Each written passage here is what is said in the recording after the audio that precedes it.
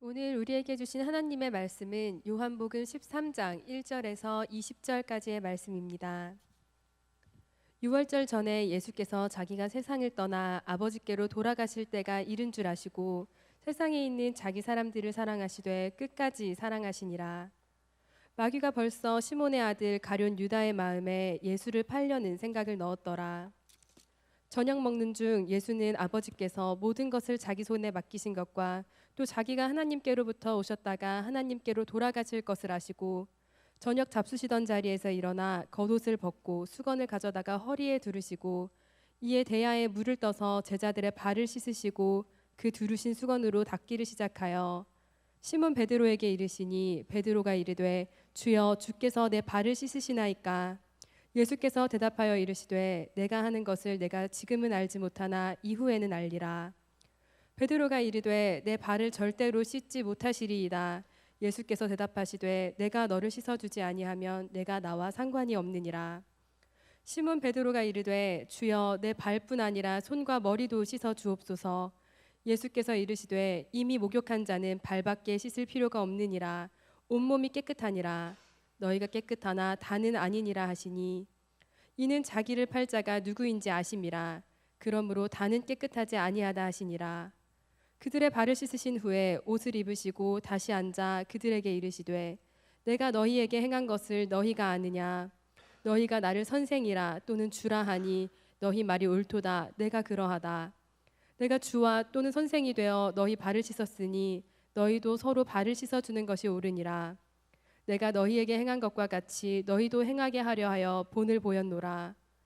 내가 진실로 진실로 너희에게 이르노니 종이 주인보다 크지 못하고 보냄을 받은 자가 보낸 자보다 크지 못하나니 너희가 이것을 알고 행하면 복이 있으리라. 내가 너희 모두를 가리켜 말하는 것이 아니니라. 나는 내가 택한 자들이 누구인지 알미라. 그러나 내 떡을 먹는 자가 내게 발꿈치를 들었다 한 성경을 응하게 하려는 것이니라. 지금부터 일이 일어나기 전에 미리 너희에게 일러둠은 일이 일어날 때에 내가 그인 줄 너희가 믿게 하려 함이로라. 내가 진실로 진실로 너희에게 이르노니 내가 보낸 자를 영접하는 자는 나를 영접하는 것이요 나를 영접하는 자는 나를 보내신 이를 영접하는 것이니라. 아멘.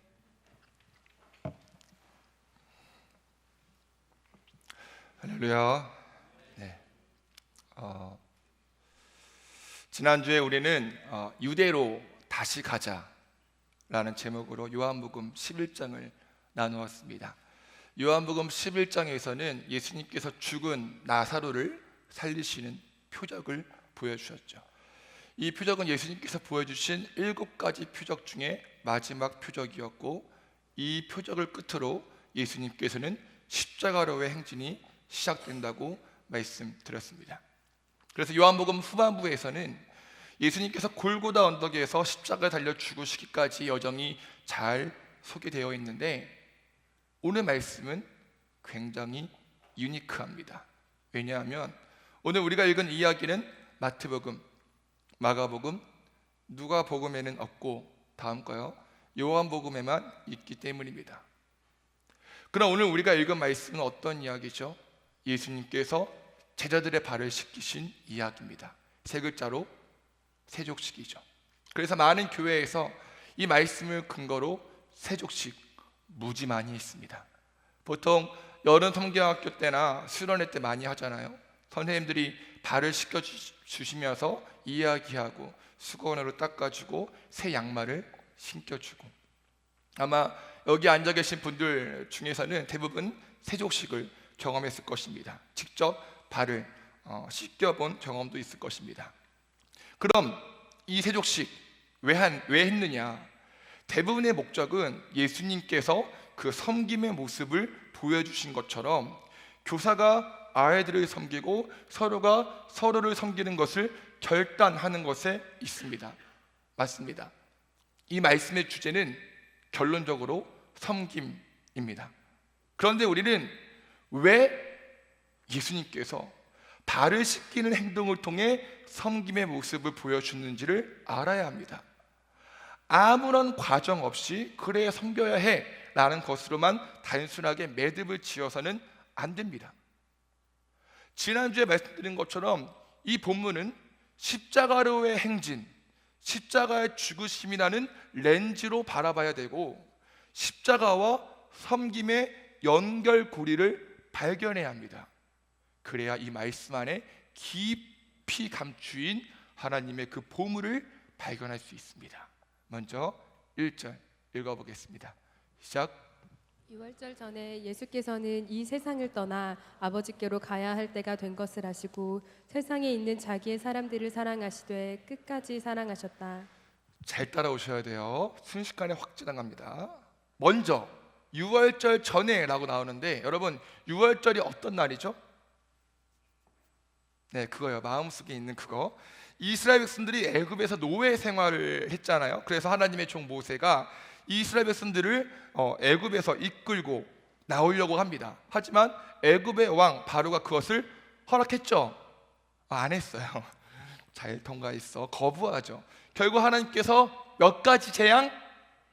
10가지 재앙을 내리십니다. 뭐 개구리, 이, 흑암, 또 뭐 있죠? 네, 그거 바로 그 마음속에 있는 그거. 그 재앙 중에 마지막 재앙이 뭐죠? 네, 그럴 줄 알고 출애굽기 11장 5절 읽어보겠습니다. 시작.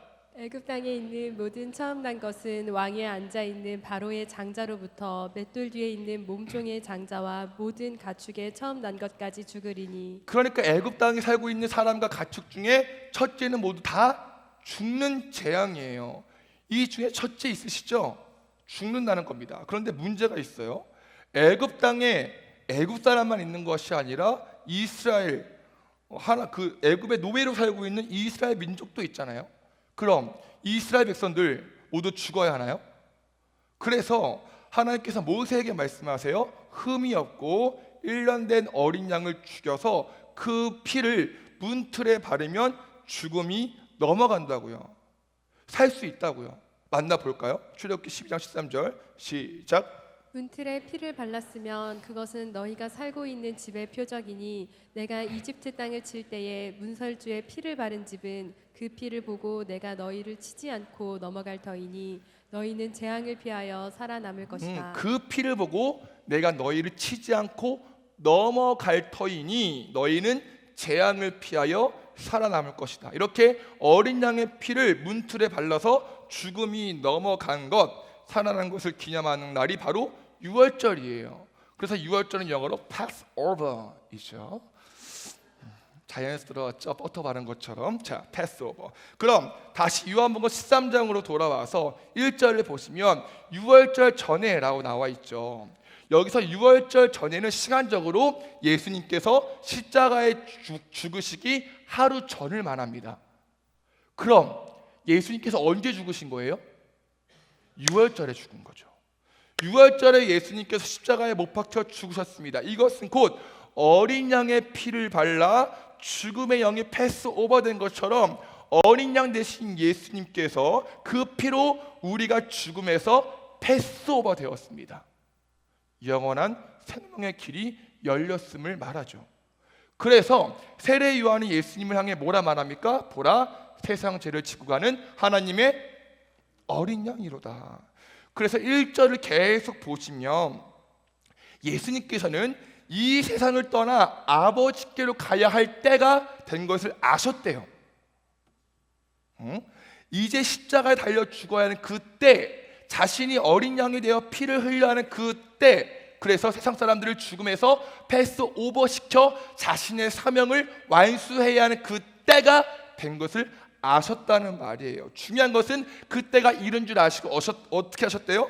세상에 있는 자기 사람들을 사랑하실 때 끝까지 사랑하셨답니다. 여러분, 여기서 끝까지는 헬라어로 에이스텔로스입니다. 영원이란 뜻이에요. 영원히. 영원토록 자기 사람들을 사랑하셨대요. 그러니까 십자가 죽으심에서 예수님의 사랑이 끝나는 것이 아니라 도리어 십자가에서 죽으심으로 예수님의 사랑이 완성이 되었고 그 사랑은 영원토록 이어진다는 것이죠. 로마서 8장 38절부터 39절 내가 확신하노니 사망이나 생명이나 천사들이나 권세자들이나 현재일이나 장래일이나 능력이나 도품이나 기쁨이나 다른 어떤 피조물이라도 우리를 우리 주 그리스도 예수 안에 있는 하나님의 사랑에서 끊을 수 없으리라. 할렐루야. 바로 이 끊을 수 없는 하나님의 사랑은 지금도 살아있고 유효합니다. 왜요? 영원하기 때문이죠. 기억해야 할 것은 누구를 영원히 사랑하신대요? 자기 사람들. 여기서 자기 사람인들이라 함은 헬라어 투스 이디오스인데요. 다음 거요. 투스 이디오스, 자기에게 속한 사람이란 의미예요.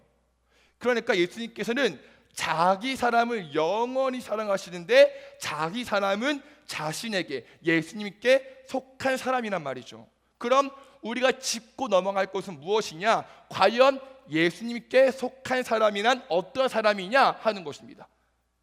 그것을 어떻게 할 수 있느냐? 요한복음 13장 2절부터 20절까지 나온 그 세 족식을 통해 알 수 있고, 예수님께서 그 사랑을, 예수님께 속한 사랑, 그것을 직접 몸으로 가르쳐 주셨습니다.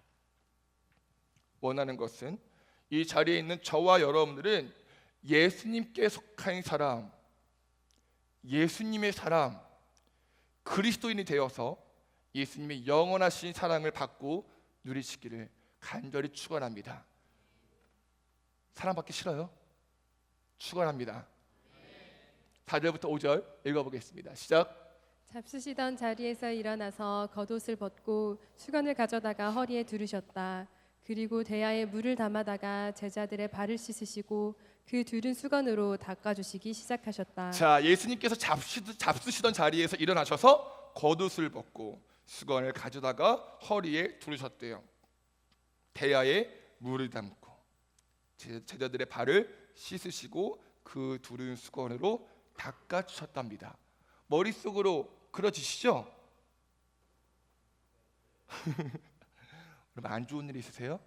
아니시죠? 자, 그런데 여러분 우리가 반드시 짚고 넘어갈 것이 있습니다. 첫 번째, 구약의 배경에서 발을 씻는다는 것은 무엇인지 알아야 합니다. 두 번째, 이때 당시 사회적 통념 속에서 발을 씻는다는 의미도 알아야 합니다. 이 두 가지를 알아야 예수님께 속한 사람이 어떤 사람인지 알 수 있고 오늘 말씀을 제대로 파악할 수 있어요. 자, 그럼 첫 번째로 구약의 배경에서 발을 씻는다는 것이 무엇인지 한번 알아보죠. 출애굽기 30장 17절부터 21절 읽어보겠습니다. 큰 목소리로 시작. 주께서 모세에게 말씀하셨다. 너는 물두멍과 그 받침을 놋쇠로 만들어서 씻는 데 쓰게 하여라. 너는 그것을 회막과 제단 사이에 놓고 거기에 물을 담아라. 아론과 그의 아들들이 그 물로 그들의 손과 발을 씻을 것이다. 그들이 회막에 들어갈 때에는 물로 씻어야 죽지 않는다. 그들이 나 주에게 제물을 살라 바치려고 제단으로 가까이 갈 때에도 그렇게 해야 한다. 이와 같이 그들은 그들의 손과 발을 씻어야 죽지 않는다. 이것은 그와 그의 자손이 대대로 지켜야 할 영원한 규례이다. 자, 무슨 말인지 알겠죠? 네, 자, 이렇게 친절하게 설명해 주는 목사가 어딨나요? 그렇죠? 아멘 해주세요. 고마워요. 자, 구약의 교회를 저 그림에 보이는 성막, 회막은 성막이고 성막은 오늘날의 교회인데, 성막이라는 곳에서 하나님께 드리는 제사, 예배가 진행되어집니다. 그런데 하나님께 예배를 드리기 위해서 반드시 거쳐야 할 과정이 있어요. 그게 뭐냐? 제사장들이 번제단에서 제물을 바친 후에 물두멍, 두 번째 그림, 물두멍에서 뭘 씻는다고요? 손과 발을 씻어야 됩니다. 손과 발을 씻지 않고 성소라는 곳에 들어갈 수 있다 없다? 없다. 손과 발을 씻지 않으면 심지어 죽는다고까지 말합니다. 그리고 민수기 19장 20절을 보면은 부정을 씻어내지 않는 사람은 총회에서 제명이 된다라고 합니다. 왜냐? 더러움을 씻지 못하면 주의 성소를 더럽히는 것이기 때문이에요. 주의 성소를 더럽히는 것만큼 이스라엘 백성들에게 큰 죄악은 없습니다. 한마디로 하나님께 나아가 예배하기 위해서는 반드시 손과 발을 다 씻어야 합니다. 정결해야 돼요. 깨끗해야 합니다. 그럼 이 말씀이 신약으로 넘어와서 어떤 의미가 있느냐? 요한복음 1장 14절 읽어보죠. 시작.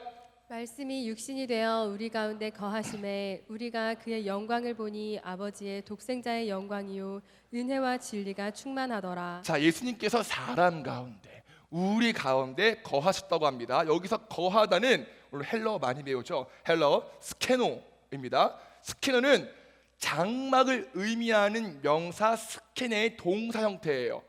다 이해하셨죠?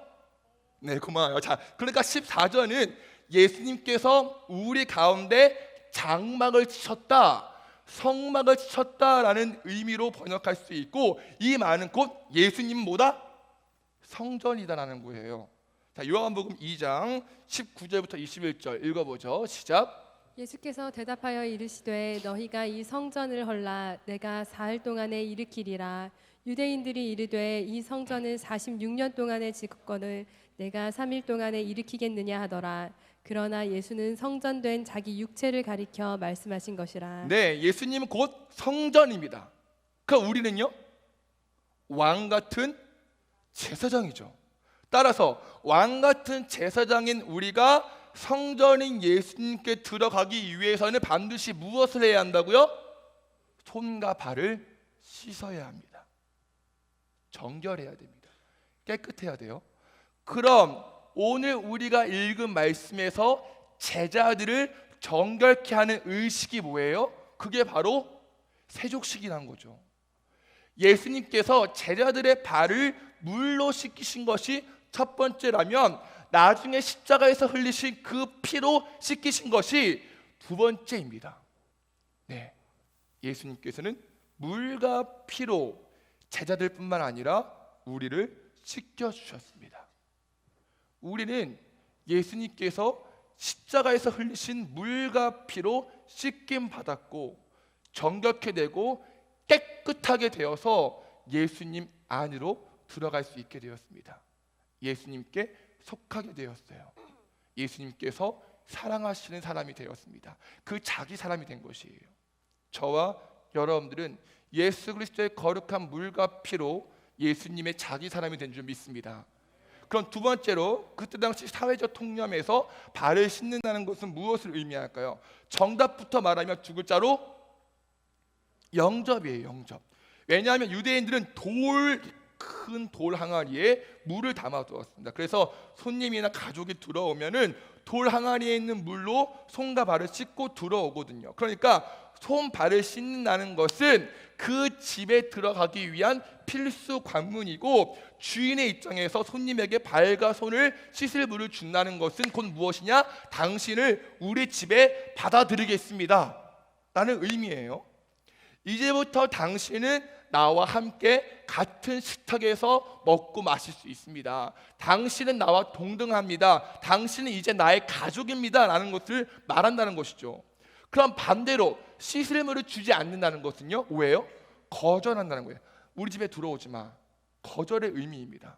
나는 너와 함께 할 수 없어. 넌 내 가족이 아니야 라는 것을 말해요. 따라서 예수님께서 제자들의 발을 씻긴다는 것은 무엇을 말해요? 아까 말한 것처럼 넌 나에게 속한 사람이야. 넌 나와 한 가족이야.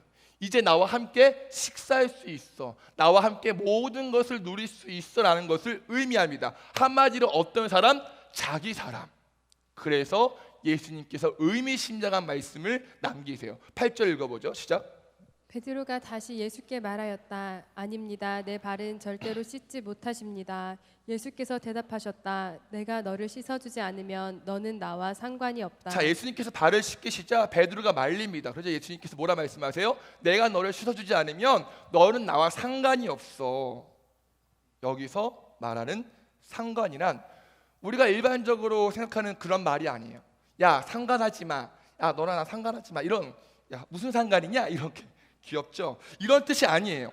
여기서 상관이란 헬라어 메로스입니다. 메로스. 목, 수입, 이익, 이걸 뜻하는 거예요. 상관이란. 그럼 이 방금 읽은 8절에서 말하는 상관은 무엇을 말하느냐? 로마서 8장 17절에 잘 나와 있어요. 한번 읽어보죠. 시작. 자녀이면 상속자이기도 합니다. 우리가 그리스도와 함께 영광을 받으려고 그와 함께 고난을 받으면 우리는 하나님의 상속자요 그리스도와 더불어 공동 상속자입니다. 아멘. 정리해 볼게요. 여러분, 예수님께서 발을 씻긴다는 것은 무엇을 말하느냐? 정결함으로 예수님께 속한 사람이 된다. 예수님의 가족이 된다라는 말이에요. 우리는 예수님의 물과 피로 정결케 되었고 예수님을 영접함으로 환영함으로 하나님의 자녀가 되었습니다. 하나님을 아빠, 아버지라 부를 수 있게 되었습니다. 따라서 우리는 하나님의 자녀이고 하나님의 자녀이면 상속자이기도 합니다. 하나님께서 주시는 목, 수입, 이익을 상속받을 수 있습니다. 그 중에 가장 큰 몫은 무엇이냐? 하나님 나라죠. 죽음에서 끝나는 것이 아니라 하나님께서 예비하신 거처요. 거기에 들어가 영원한 생명을 누릴 수 있습니다. 뿐만 아니라 우리가 사는 동안에는 하나님께서 주시는 지혜와 능력과 권능으로 세상을 넉넉히 이길 수 있습니다. 할렐루야. 성경에 그렇게 할 수 있다 말씀하셨으니 우리는 어떠한 상황 가운데서도 끝내 승리하게 될 것입니다. 이것이 예수님과 상관 있는 사람이에요. 반대로 상관없다는 말은 뭐예요? 너에게 줄 상속이 없어, 너에게 줄 유산이 없어 라는 말이에요. 넌 내 가족이 아니고 넌 내 자녀가 아니야. 너는 끝내 하나님 나라에 들어갈 수 없어 라는 말입니다. 결론적으로 예수님께서 이 땅에 오신 이유가 무엇이냐? 우리를 자기 사람으로 여기신 예수님께서는 우리를 포기하지 않으시고 영원히 사랑하시기 위해 십자가에서 죽으셨습니다. 예수님께서 십자가에서 피와 물을 흘리사 죄로 더럽혀진 우리를 물과 피로 정결케 씻어 주셨습니다. 예수님께서 발을 씻기신 것처럼요, 우리는 이 사실을 믿기만 하면 됩니다. 인정하면 돼요. 복잡하게 생각하지 마세요. 이 사실을 믿으면 우리는 그분의 가족, 그분의 자녀가 됩니다. 그분과 상관 있는 사람이 되어서 영원한 생명은 물론이요 이 땅 가운데서 끊임없이 승리하며 살아갈 수 있다는 것이죠. 왜요? 예수님께서 우리를 끝까지 사랑하시기 때문입니다. 포기하지 않으시고 놓지 않으시고 끝까지 사랑하시니까요. 이 사실을 반드시 기억하시는 저와 여러분 되시기를 축원합니다. 그럼 예수님께 속한 사람, 예수님의 자기 사람은 어떤 인생을 살아가야 할까요? 오늘 이 말씀이 핵심 포인트입니다. 이거 말하려고 지금까지 쭉 달려왔습니다. 지금까지 내용은 배경 지식이고 이 말씀이 핵심 포인트인데요. 6절 읽어보겠습니다. 시작. 시몬 베드로에게 이르시니 베드로가 이르되 주여 주께서 내 발을 씻으시나이까. 자, 8절 전반부도 읽어보죠. 시작. 베드로가 이르되 내 발을 절대로 씻지 못하시리이다. 자, 보세요. 예수님께서 제자들의 발을 씻기셨습니다. 이것은 제자들에게 굉장한 충격이에요. 왜냐하면 그때 당시 문화에서 누군가의 발을 씻긴다는 것은 노예가 주인에게 하는 거거든요. 그 노예도 이방인 노예에게만 시켰습니다. 같은 유대인 노예에게는 시키지 않았습니다. 정말 사람 취급도 받지 못하는 그 노예 중에 노예에게 시키는 것이 발을 씻기는 겁니다. 그런데 예수님께서 그 일을 하고 계신다는 말이에요. 다른 제자들은 어땠는지 모르지만 베드로가 그 모습을 가만히 보고 있자니 기가 막힌 거야. 왜요? 내가 사랑하고 따르는 스승이 그 제자들의 발을 닦고 계시니까요. 그 천한 일을 하고 계시니까요. 그래서 예수님께서 베드로의 발을 씻으려고 하자 주님께서 왜 제 발을 씻으십니까? 내 발을 절대로 씻을 수 없습니다라고 단호하게 거절하며 말합니다. 거절해요. 그런데 여러분, 베드로가 이 거절하는 말 속에 어떤 의미가 있는지를 예리하게 분별해야 합니다. 그냥 단순히 이방인 노예나 하는 걸 스승이 하는 것에 대한 거절일까요? 아니에요. 베드로의 말 속에 담긴 의미를 알려면 이 시 공간 속으로 들어가야 하는데, 지금 저녁을 먹고 있던 중에 예수님께서 발을 씻기셨다고 했잖아요. 그 다음날 잡혀가세요. 따라서 지금 저녁은 예수님과 함께하는 최후의 만찬이죠. 그렇죠? 누가복음에도 최후의 만찬의 장면이 나오는데 그때에 제자들이 나눈 대화가 무엇이냐? 누가복음 22장 24절을 보면 그들 사이에 그중 누가 크냐 하는 다툼이 났다고 합니다. 그러니까 제자들은 다음 날 예수님께서 십자가에 달려 죽으실 거라는 전혀 생각하지 않고 예수님께서 이 땅 이스라엘의 왕이 되시면 무력으로 로마를 정복하면 그때에 누가 더 높은 자리에 올라갈 것이냐는 것으로 다투고 있었습니다. 내가 더 높은 자리에 올라갈 거야? 아니야, 무슨 소리야? 내가 너보다 훨씬 더 높은 자리에 올라갈 거야? 라는 것으로 다퉜단 말입니다. 이미 로마를 정복한 양 서로 다투어가며 자신을 뽐내는 기분에 들떠 있었습니다. 그 누구도 저 자리 한켠에 있는 수건과 물에는 관심이 없었어요. 여러분, 베드로 다를까요? 베드로는 높은 자리에 관심이 없었을까요? 아니요. 베드로는 예수님께서 십자가에 달려 죽게 되시자 예수님을 3번이나 부인 저주한 장본인입니다. 왜요? 예수님께서 죽으실 거라고는 전혀 생각하지도 않았거든요. 베드로도 다른 제자와 마찬가지로 이 땅에서의 왕국을 머릿속으로 그렸습니다. 예수님께서 이 땅의 왕이 되실 거라 생각했죠. 그런데 갑자기 예수님께서 일어나시고는 겉옷을 벗고 수건을 허리에 두르고 물과 발로 제자들의 발을 씻기신다고요. 분위기가 어땠을까요? 갑자기 분위기가 쌓였죠. 베드로는 예수님의 이러한 모습이 도무지 이해가 안 되는 거예요. 아니, 내일이면 왕이 되실 분이 제자들의 발을 씻고 있는 모습을 보니까 그 모습이 이해가 안 되는 거예요. 그러니까 베드로가 주여, 주님께서 왜 내 발을 씻으십니까? 라는 말은 아니 주님, 왕이 되실 분이 왜 이런 일을 하고 계십니까? 내가 이 모습 보려고 금을 버리고 온 줄 아십니까? 라는 까만 속내가 있는 것이죠. 그러자 예수님께서 뭐라 말씀하세요? 7절, 베드로야, 내가 지금 발을 씻기는 것을 네가 지금은 알지 못하지만 나중에는 알게 될 거야. 그러자 베드로가 뭐라 말해요? 내 발을 절대로 씻지 못합니다.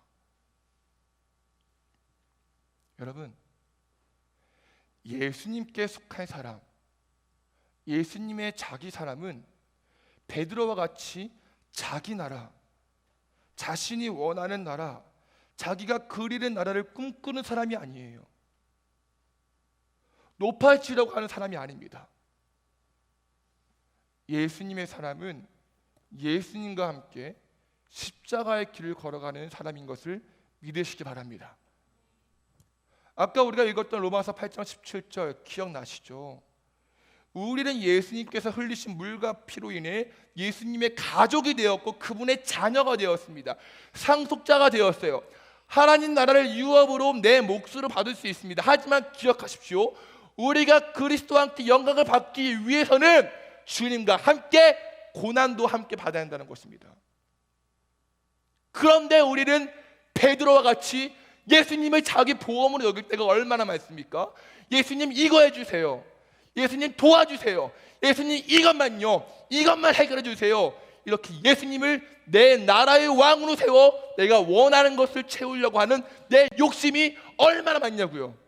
그리고 자신이 원하는 대로 되지 않을 때에 예수님, 왕이란 분이 뭐하고 계시는 거예요? 내가 이 꼴 보려고 예수님 있는 줄 알아요?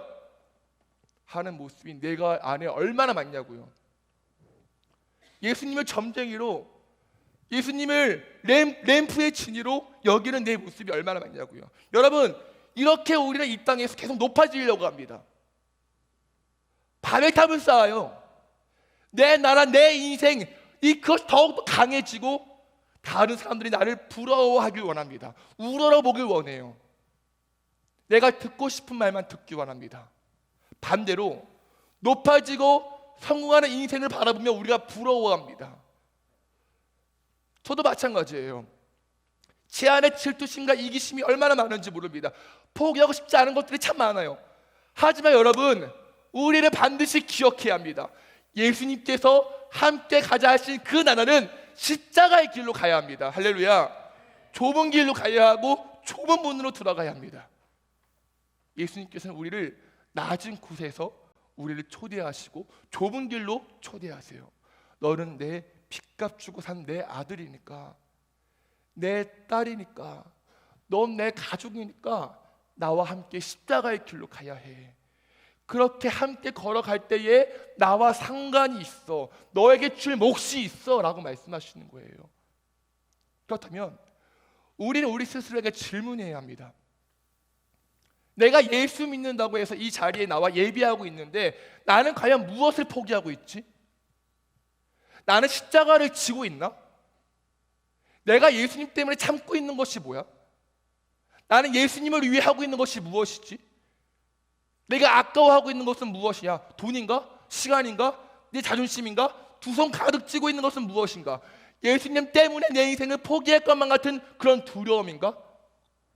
가룟 유다와 같이 은 30냥 따위로 예수님을 팔아넘기고 있지 않은가? 은 30냥을 선택하고 있지 않은가? 베드로 같이 내 인생을 허비한 것만 같은 상실감은 아닌가? 어쩌면 이 많은 질문들이 우리의 마음을 불편하게 하지만 반드시 짚고 넘어가야 하고, 우리는 이 질문에 대답을 해야 합니다.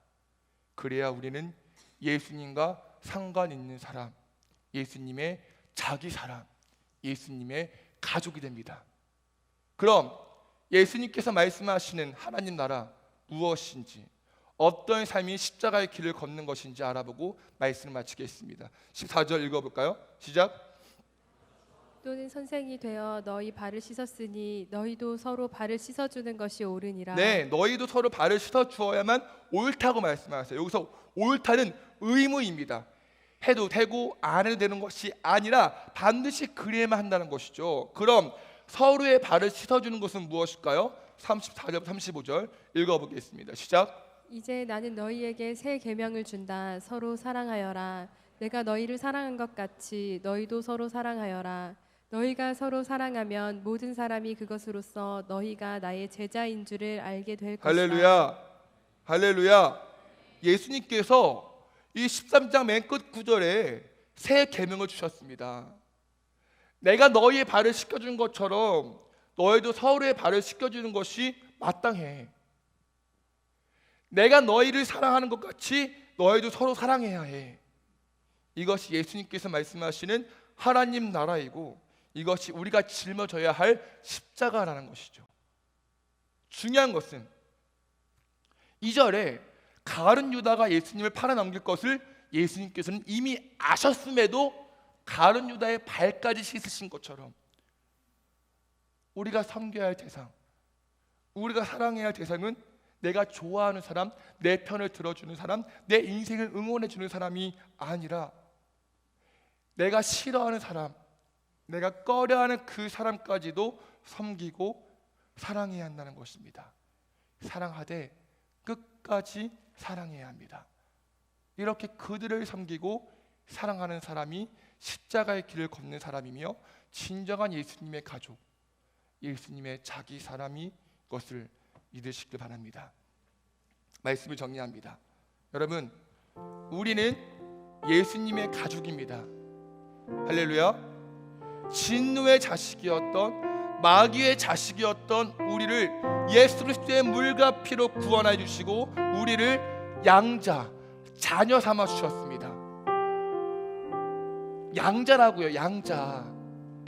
우리는 원래 고원에 있는 그런 사람들인데 양자 삼아 주셨다고요. 그래서 우리는 하나님의 자녀이며 그분의 가족입니다.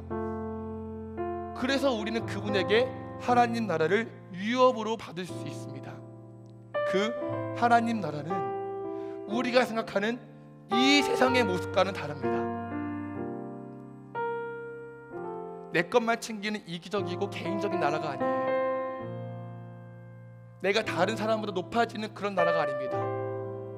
하나님과 같이 되려고 하는 그런 나라가 아닙니다. 하나님께서 함께 가자고 하시는 그 나라는 낮은 나라입니다. 서로의 발을 씻겨주는 나라이며 서로를 사랑해주는 나라입니다. 우리는 그 십자가의 길을 굉장히 어렵게 생각합니다. 꾸역꾸역 가야 하는 이 길을, 피를 흘리며 고통이 가득한 길로 생각합니다. 하지만 십자가의 길은 사랑의 길입니다. 위로의 길이고 승리의 길입니다. 혼자 걷는 길이 아니라 하나님과 함께 내 이웃과 함께 걸어가는 길입니다. 우리 젊은이 교회 예수님 안에서 우린 한 가족이니 함께 그 십자가의 길, 하나님 나라로 가는 그 길 같이 걸어갑시다. 할렐루야. 우리 이런 믿음의 결단으로 함께 자리에 일어나 찬양하시겠습니다.